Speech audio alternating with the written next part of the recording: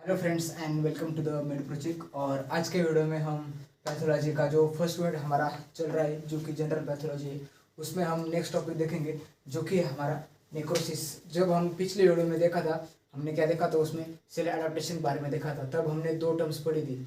जब भी सेल पर कोई स्ट्रेस आता है तो स्ट्रेस की वजह से सेल में कुछ चेंजेस आते हैं, उसे हम क्या कहते हैं, सेल एडाप्टेशन कहते हैं। और जब भी सेल वो स्ट्रेस को अडॉप्ट कर नहीं पाती तो सेल को या तो इंजरी हो जाती है या फिर सेल का डेथ हो जाता है। अभी सेल का डेथ होने की टू टाइप्स होते हैं। एक एपोप्टोसिस, जो हमारी नेचुरल तरह से सेल डेथ होती है उसे हम एपोप्टोसिस कहते हैं। और नेक्रोसिस किसको कहते हैं, जो भी सेल की आर्टिफिशियल डेथ है। जब भी सेल की आर्टिफिशियल डेथ होती है तो उसे हम क्या कहते हैं, नेक्रोसिस कहते हैं। तो आज के टॉपिक में हम नेक्रोसिस के बारे में पढ़ेंगे।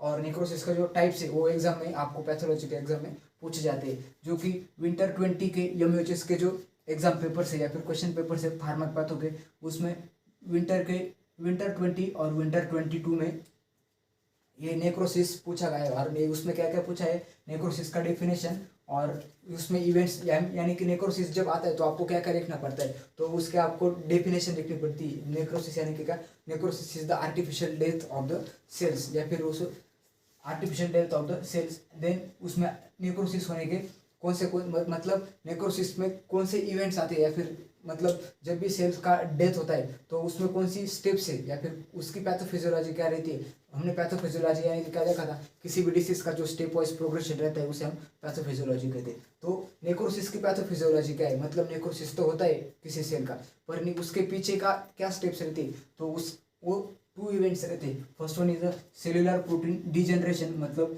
सेल के जो खुद के प्रोटीन रहते हैं उन प्रोटीन का डिजनरेशन हो जाता है और विदाउट प्रोटीन सेल मर जाती है। And second one, enzymatic digestion of the cells, यानी कि सेल के जो खुद के एंजाइम्स रहते हैं वही सेल को खा लेते हैं, उसे हम क्या कहते हैं, enzymatic digestion of the cells. तो ये दो इवेंट्स नेक्रोसिस में हो जाते हैं। और भी एक है जो हमारा माइटोकॉन्ड्रिया रहता है, वो एपोप्टोसिस में कैसा होता है। अभी एपोप्टोसिस में कैसा होता है ना, एपोप्टोसिस में जो हमारा माइटोकॉन्ड्रिया एनर्जी प्रोडक्शन करता है, तो एपोप्टोसिस में माइटोकॉन्ड्रिया एनर्जी प्रोडक्शन करना बंद कर देता है। तो उस कंडीशन में जो सेल डेथ होती है उसे हम एपोप्टोसिस या फिर नेचुरल सेल डेथ या फिर सेल सुसाइड कहते हैं। जब भी सेल कोई ओल्ड हो जाती है, उसका एक नेचुरल एज है, अभी सेल उस ओल्ड एज में चली गई तो उसका डेथ हो जाता है, और उसकी जगह पर नई सेल आ जाती है, वो आता है एपोप्टोसिस में। और नेक्रोसिस में क्या, आर्टिफिशियल डेथ, यानी कि जो भी हमारे एनवायरमेंटल फैक्टर से या फिर जो फॉर एग्जांपल रेडिएशन से, अल्ट्रावायलेट रेज है, तो हमारा जो खाना पीना है, लाइफस्टाइल है, उसकी वजह से जब अगर सेल में कुछ डेथ हो रही है तो उसे हम क्या कहते हैं, नेक्रोसिस कहते हैं। या फिर किसी इन्फेक्शन की वजह से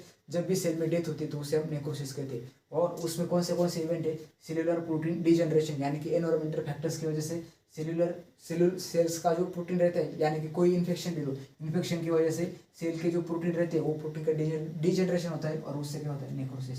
देन सेकंड क्या होता है, enzymatic digestion of the cell, cell का खुद का एंजाइम डिफेक्ट हो जाता है या फिर उसमें डिफेक्ट आते हैं और वो खुद के ही सेल्स को या फिर खुद के ऑर्गेनेल्स को खा लेता है, ऑर्गेनल्स का खा लेता है, जिससे क्या होता है, नेक्रोसिस होता है। तो ये दो इवेंट्स नेक्रोसिस में इंपॉर्टेंस है।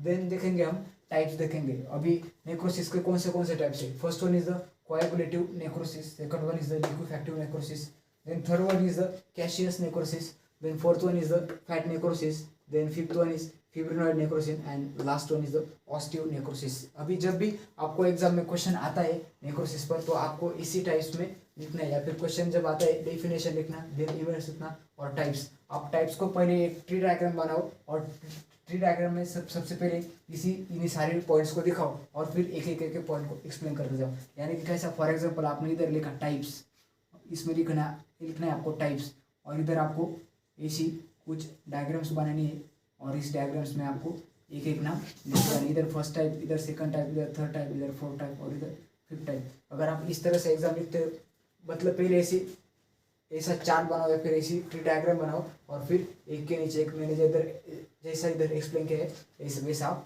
एक्सप्लेन कर सकते हो। तो ये तो जस्ट मैंने आपको एग्जाम में लिखने की टेक्निक बताई। अभी जो हमारा आज का जो मेन टॉपिक है जो कि हमारा टाइप्स है नेक्रोसिस के, अभी हम उसके बारे में पढ़ेंगे। तो सबसे पहले देखते हैं कोएगुलेटिव नेक्रोसिस। तो कोएगुलेटिव नेक्रोसिस अभी हम इसमें कौन सा देखेंगे, सबसे पहले मतलब किस पैटर्न में हम पढ़ेंगे। सबसे पहले किसी भी अगर नेक्रोसिस होता है उस नेक्रोसिस का कॉज क्या रहता है। हमने ऊपर तो देख लिए, दो कॉजेस देख लिए, cellular protein degeneration and enzymatic digestion of cell. ये दोनों हमने इवेंट्स या फिर यही इसी को नेक्रोसिस के कॉजेस समझ लो। कॉजेस यानी क्या, किस चीज़ों की वजह से डिसीज होता है या फिर किस चीज़ों की वजह से ऑर्गन्स में हमको डिफरेंट देखने को मिलता है, उसको हम क्या कहते हैं, कॉजेस। तो कोएगुलेटिव नेक्रोसिस के कॉजेस देखेंगे। देन ऑर्गन्स, मतलब कौन से ऑर्गन्स है जिनमें हमको कोएगुलेटिव नेक्रोसिस देखने को मिलता है। देन इवेंट, यानी कि कोएगुलेटिव नेक्रोसिस में कौन सा वाला इवेंट आता है। तो एंड फीचर्स हमने स्टार्टिंग के लेक्चर में देखा था। जब भी आप पैथोलॉजी पढ़ते हो तो उसमें आपको पैथोलॉजिकल फीचर्स लिखने पड़ते हैं। और पैथोलॉजिकल फीचर्स में क्या देखा था हमने, 2 टाइप्स देखे थे। First one is the gross features and second one is the microscopic features. तो ग्रॉस फीचर्स यानी क्या, जो हम नेकेड आई से देख सकते हैं उससे हम ग्रॉस फीचर्स कहते हैं। और माइक्रोस्कोपिक यानी कि क्या, हम मतलब पर्टिकुलर सेल, मतलब पर्टिकुलर स्पेसिमेन की हमको बायोप्सी करनी पड़ती है और उसे जब हम माइक्रोस्कोप के नीचे देखते हैं तो उसे हम क्या कहते हैं, माइक्रोस्कोपिक फीचर या फिर माइक्रोस्कोपी देखते हैं। तो ऐसे ही हम इधर फीचर्स देखेंगे, यानी कि जब भी किसी ऑर्गन पर कोएगुलेटिव नेक्रोसिस होता है तब वो दिखने में, मतलब उसमें कौन से स्ट्रक्चरल चेंजेस आते हैं उसी के बारे में हम देखेंगे। तो सबसे पहले देखते हैं कोएगुलेटिव नेक्रोसिस। तो कोएगुलेटिव नेक्रोसिस के कॉजेस क्या है, इस्चेमिया और हाइपोक्सिया। अभी ये टर्म्स आपके लिए बहुत ही न्यू है, इस्चेमिया यानी कि क्या और हाइपोक्सिया यानी कि क्या। हाइपो यानी हमने पहले देखा था, हाइपो मतलब लो, और ऑक्सिया मतलब ऑक्सीजन। तो मतलब किसी भी ऑर्गन को ऑक्सीजन का लेवल कम मिलता है या फिर उसको सफिशिएंट अमाउंट में ऑक्सीजन नहीं मिल पाता, तो उस कंडीशन में जो नेक्रोसिस होता है उसे हम कहते हैं कोएगुलेटिव नेक्रोसिस। यानी कि जब भी किसी कोएगुलेटिव नेक्रोसिस होता है तो उसके 2 कॉजेस रहते हैं। इस्चेमिया यानी कि क्या, loss of blood supply which leads to the loss of nutrients and oxygen. इसे हम क्या कहते हैं, इस्चेमिया। मतलब पर्टिकुलर आपका ये ऑर्गन है, इस ऑर्गन को ये आर्टरी ब्लड सप्लाई कर रही है। अभी इससे में यानी कि क्या, अगर सपोज इस आर्टरी में इधर कुछ ब्लॉकेज वगैरह आ गया तो इधर का पार्ट जो अफेक्टेड पार्ट है ना, इसमें इस्चेमिया देखने को मिलेगा। इस्चेमिया यानी कि क्या, इधर का ब्लड सप्लाई भी स्टॉप हो गए और ब्लड के साथ साथ क्या आता है, हमारा ऑक्सीजन आता है और न्यूट्रिएंट्स आते हैं। तो इस पर्टिकुलर पार्ट को वो ऑक्सीजन और न्यूट्रिएंट्स मिल नहीं पाती, तो ऐसा जो अफेक्टेड पार्ट है उसे हम क्या कहते हैं, इस्चेमिया कहते हैं। इस्चेमिया यानी कि क्या, loss of the blood supply with nutrients and oxygen. और हाइपोक्सीमिया या फिर हाइपोक्सिया यानी कि क्या, loss of the blood supply, मतलब पर्टिकुलर ऑर्गन को ब्लड नहीं मिल पाता, सॉरी ऑक्सीजन नहीं मिल पाता, उसे कहते हैं हाइपोक्सिया। देन ऑर्गन्स देखेंगे, कोएगुलेटिव नेक्रोसिस में कौन से ऑर्गन अफेक्ट होते हैं। तो सबसे पहले अफेक्ट होता है heart, then kidney, then spleen. तो ये 3 ऑर्गन ही कॉमनली कोएगुलेटिव नेक्रोसिस में अफेक्ट होते हैं। देन इवेंट्स, कोएगुलेटिव नेक्रोसिस के इवेंट्स क्या है, मतलब ऐसा कौन सा इवेंट आता है जिनकी वजह से कोएगुलेटिव नेक्रोसिस होता है। तो सेल्स में कौन सा इवेंट आता है, प्रोटीन डिजनरेशन। अब आप वो इधर ऊपर हमने यह देखा था, नेक्रोसिस में कौन से इवेंट आते हैं, सेलुलर प्रोटीन डिजनरेशन। तो कोएगुलेटिव नेक्रोसिस में क्या होता है, जो सेल किसी भी एनवायरमेंटल फैक्टर्स की वजह से जो सेल्स के जो खुद के प्रोटीन है उनका डिजनरेशन हो जाता है, तो उसकी वजह से कोएगुलेटिव नेक्रोसिस होता है। देन फीचर्स में क्या देखेंगे हम, बेसिक स्ट्रक्चर इज डिमिश, यानी कि अभी kidney low for example, kidney का ही बीन शेप है और जब किडनी पर कोएगुलेटिव नेक्रोसिस होता है तो किडनी का शेप चेंज हो जाता है, या तो उसे इन्फ्लामेशन आता है या फिर उस पर कुछ ऐसे सिस्ट बन जाते हैं या फिर किडनी का साइज जो है वो चेंज हो जाता है। जब भी हम आगे चलकर जो एक डिसीज है आपको किडनी का, पाइलोनेफ्राइटिस, उसमें किडनी में पस हो जाता है और उसमें हम इस कोएगुलेटिव नेक्रोसिस को देखेंगे। और किडनी का कैसा, मतलब उधर हम किडनी को, जब किडनी के ऊपर के जो डिसीज कंडीशन है या फिर किडनी की जो पैथोफिजियोलॉजी जो हमने रीनल पैथोफिजियोलॉजी में देखा था, तो जब हम वो देखेंगे तो उसमें आपको पता चलेगा कि किडनी का बेसिक स्ट्रक्चर कैसे चेंज हो जाता है कोएगुलेटिव नेक्रोसिस में। Then second one necrosis is the liquefactive necrosis. अभी इसके कॉजेस का है इस्चेमिया, इधर भी इस्चेमिया था, इस्चेमिया यानी कि क्या, loss of blood supply. Then bacterial infection की वजह से लिक्विफैक्टिव नेक्रोसिस होता है। देन इसका अफेक्टेड ऑर्गन्स कौन सा है, यानी कि लिक्विफैक्टिव नेक्रोसिस हमें ब्रेन में देखने को मिल सकता है या फिर मिलता है। देन इवेंट्स का है एंजाइमेटिक डाइजेशन, इधर हमने देखा था enzymatic digestion of the cell, मतलब सेल का जो एंजाइम्स है वो खुद के ही सेल को डाइजेस्ट कर देते हैं। देन फीचर्स का है liquid viscous mass which change into the cyst, मतलब जो अफेक्टेड ऑर्गन है, अफेक्टेड ऑर्गन में तो सबसे पहले क्या होगा, लिक्विड विस्कस मास, मतलब कुछ लिक्विड जैसा, लिक्विफैक्टिव यानी कि फॉर्मेशन ऑफ लिक्विड, जिसे हम पस कहते हैं, वो पस फॉर्मेशन हो जाएगा और उसका अगेन किसमें, और वो जो पस ज़्यादा हो जाएगा तो उसका एक सिस्ट यानी कि जो छोटा सा ट्यूमर रहता है तो ट्यूमर में कन्वर्जन हो जाता है। तो ये था लिक्विफैक्टिव नेक्रोसिस के बारे में जो कि हमारे ब्रेन में देखने को मिलता है।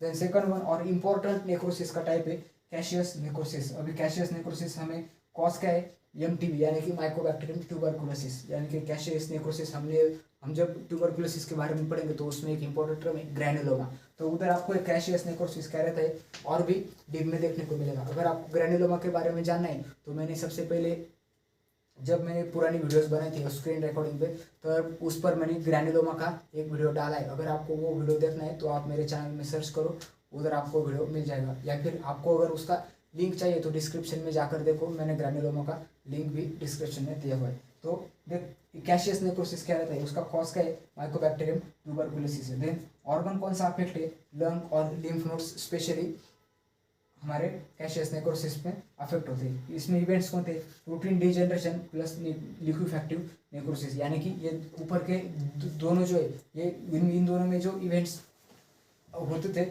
वही दो इवेंट्स इसमें होता है। क्या होता है, प्रोटीन का डिजनरेशन होता है और लिक्विफैक्टिव नेक्रोसिस भी देखने को मिलता है यानी कि पोस्ट फॉर्मेशन हो जाता है। देन फीचर्स का है, dry firm and diminish the structure, उसका बेसिक स्ट्रक्चर डिमिश हो जाता है या फिर चेंज हो जाता है और पर्टिकुलर ऑर्गन और लंग ड्राई दिखने लगता है, ड्राई और फर्म दिखने लगता है, मतलब उसका बेसिक स्ट्रक्चर चला जाता है। देन फैट नेक्रोसिस, अभी फैट नेक्रोसिस का कॉज का है ट्रॉमा और एक्यूट पैंक्रेटिटिस। ट्रॉमा यानी कि किसी भी तरह का फिजिकल ट्रॉमा और एक्यूट पैंक्रेटिटिस यानी कि इन्फ्लेमेशन होता है पैनक्रियास, तो उससे क्या होता है, फैट नेक्रोसिस होता है। देन कौन से ऑर्गन अफेक्ट होते हैं, breast, then pancreas and abdominal fat, जो फीमेल्स में ज़्यादातर देखने को मिलता है। और इवेंट्स क्या है, enzymatic digestion plus releasing of the lipase, lipase enzyme का रिलीज ज़्यादा हो जाना और एंजाइम सेल खुद को डाइजेस्ट कर लेती है। तो ये दो इवेंट्स है फैट नेक्रोसिस में। देन जो हमारा फिफ्थ टाइप है वो है फिब्रिनॉइड नेक्रोसिस। अभी फिब्रिनॉइड नेक्रोसिस आपके सिलेबस में ज़्यादा तक नहीं है, तो उसका कॉज का इम्यून मेडिएटेड यानी कि हमारे जो खुद की इम्यूनिटी हम पर हावी हो जाती है, जिससे हम क्या कहते हैं, ऑटो इम्यून डिसीजेस कहते हैं। तो इस कंडीशन में जो होता है उसे हम फिब्रिनॉइड नेक्रोसिस कहते हैं। तो ऑर्गन्स कौन से, ग्लोमेरुलाई एंड ब्लड कैपिलरीज। अभी ग्लोमेरुलाई क्या है, ये आपके एनाटॉमी में हुआ है, जब हमारी किडनी का जो स्ट्रक्चर एंड फंक्शनल यूनिट क्या है, नेफ्रॉन्स, और नेफ्रॉन्स का जो उधर का ऊपर का जो पार्ट रहता है इधर ऐसे हमारी नेफ्रॉन्स रहती है, इधर कलेक्टिंग डक्ट रहता है। तो ये जो पार्ट है जिसे हम बाउमन्स कैप्सूल या फिर ग्लोमेरुलाई कहते हैं। तो इसमें कौन से इवेंट्स है, इम्यून मेडिएटेड प्रोटीन डिजनरेशन, मतलब ऑटो इम्यूनिटी या फिर हमारा जो और एक ऑटो इम्यून डिसीज है फिब्रिनॉइड नेक्रोसिस, उसमें क्या होता है, इम्यून मेडिएटेड प्रोटीन डिजनरेशन यानी कि सेल के प्रोटीन का डिजनरेशन हो जाता है। देन हम देखेंगे उसके features, deposition of the pinkish amorphous in the blood vessels, यानी कि जो ब्लड वेसल रहती है उनमें पिंक कलर का लिक्विड क्या पिंकिश कलर का एक एमोर्फोस देखने को मिल सकता है, ये माइक्रोस्कोपिक फीचर्स में आता है। Then last one and most important is the osteonecrosis, या इस पर भी एक अलग से क्वेश्चन आता है ऑस्टियोनेक्रोसिस पर, जो भी आपके लिए बहुत ही इंपॉर्टेंट है। यानी कि जब ऑस्टियोसार्कोमा हम देखेंगे तो उसमें इसके कुछ फीचर्स रहते हैं, और आपके जब आप किसी ऑर्थो के वार्ड में आपकी पोस्टिंग होती है तो आपको AVN के पेशेंट मिलने को मिलते हैं। AVN यानी कि क्या, AVN avascular necrosis of the hip joint, यानी AVN हिप। तो उसका कॉज क्या रहता है, इस्चेमिया, रेडिएशन और ट्रॉमा। इस्चेमिया यानी कि क्या, इधर हमने देखा था इस्चेमिया यानी कि क्या, ब्लड सप्लाई। अवैस्कुलर नेक्रोसिस क्यों बोलते हैं, अवैस्कुलर यानी कि ब्लड सप्लाई कम हो जाना, जिसको हम क्या कहते हैं साइंटिफिक टर्म में इस्चेमिया कहते हैं। Then radiation, ultraviolet rays, then trauma, किसी भी तरह का फिजिकल ट्रॉमा से भी ऑस्टियोनेक्रोसिस होता है। देन ऑर्गन कौन सा है, फीमोरल हेड। अभी मैंने एक डिसीज का नाम बोला था, क्या बोला था, AVN हिप। AVN हिप यानी कि क्या, अवैस्कुलर नेक्रोसिस, अवैस्कुलर यानी कि ब्लड सप्लाई कम हो जाना, और नेक्रोसिस यानी कि क्या, इस्चेमिया की वजह से जो नेक्रोसिस होता है उसे हम अवैस्कुलर नेक्रोसिस कहते हैं। या फिर इस पर्टिकुलर ऑर्गन को ब्लड सप्लाई कट हुआ है, इसका ब्लड सप्लाई प्रॉपर हो ही नहीं रहा, तो ये जो ऑर्गन है ये क्या हो जाएगा, डेड हो जाएगा, इसे हम क्या कहते हैं, नेक्रोसिस कहते हैं, या फिर अवैस्कुलर नेक्रोसिस कहते हैं। यानी कि ब्लड सप्लाई की कमतरता की वजह से जो नेक्रोसिस होता है उसे हम अवैस्कुलर नेक्रोसिस कहते हैं। और इसका कॉमन एग्जाम्पल कौन सा है, हिप। जब भी आप ऑर्थो के वार्ड में जाओगे पोस्टिंग के लिए तो उस वक्त देखना आपको इसका पेशेंट 101% मिल जाएगा। देन इवेंट्स क्या रहते हैं, protein degeneration and loss of the nutrition. तो ये दोनों इवेंट्स की वजह से ऑस्टियोनेक्रोसिस होता है। और उसके फीचर्स देखें तो बोन टिश्यू डेथ, यानी कि बोन की जो टिश्यू रहती है उनकी डेथ हो जाती है, and bones become easily breakable, या फिर बोन्स इजीली ब्रेकेबल हो जाते हैं। अभी हमारे हिप जॉइंट, तो हमारा जो वेट बेयरिंग जॉइंट है तो वो भी ब्रेक होने के AVN हिप में ज़्यादा चांसेस रहते हैं। सो आज के वीडियो में बस इतना ही, जिसमें हमने देखा नेक्रोसिस यानी कि artificial death of the cell. Then हमने टाइप्स देखे, coagulative necrosis, liquefactive necrosis, caseous necrosis, ये आपके लिए इंपॉर्टेंट है, हम आगे जाकर इसके बारे में भी देखेंगे। Then fat necrosis, fibronectin and osteonecrosis आपके ऑर्थो के चैप्टर में ये भी इंपॉर्टेंट है। तो अगर आपको ये वीडियो अच्छी लगती है तो आपके फ्रेंड्स के साथ शेयर करो। अगर आपको कुछ डाउट्स है इस टॉपिक के बारे में तो कमेंट सेक्शन में बताओ, और चैनल को ज़्यादा से ज़्यादा शेयर करो और चैनल को सब्सक्राइब करो। Thank you friends.